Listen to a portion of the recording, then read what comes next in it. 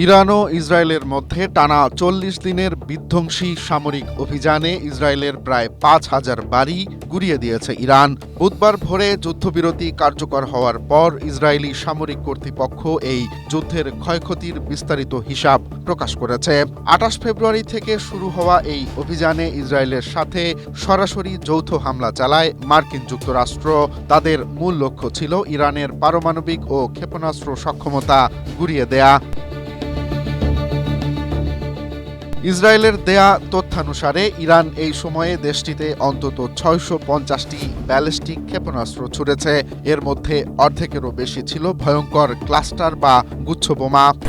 Strawberry super dotted ও classic ভ্যারিয়েন্টে sensation জাগুক শিহরণ। এই হামলায় ইসরায়েলে ২০ জন এবং পশ্চিম তীরে ৪ জন ফিলিস্তিনি সহ মোট ২৪ জন বেসামরিক মানুষ প্রাণ হারিয়েছেন। আহত হয়েছেন ৭,০০০-এরও বেশি মানুষ।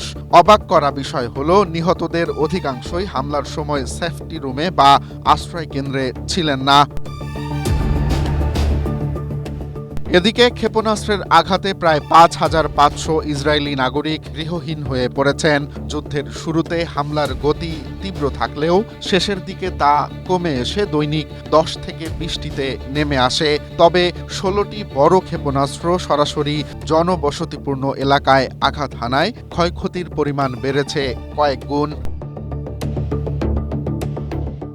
বিশেষজ্ঞরা মনে করেন এই যুদ্ধ মধ্যপ্রাচ্যের শক্তি বলয় বদলে দিতে পারে। একদিকে ইসরায়েল ইরানের সামরিক সক্ষমতা কমানোর দাবি করলেও অন্যদিকে ইরানের লাগাতার ক্ষেপণাস্ত্র হামলা ইসরায়েলের আকাশ প্রতিরক্ষা ব্যবস্থার উপর বিশাল চাপ সৃষ্টি করেছে। এবার এই যুদ্ধবিরতি কতদিন স্থায়ী হয় এখন সেটি দেখার বিষয়। Romance Talukdar, Asia post.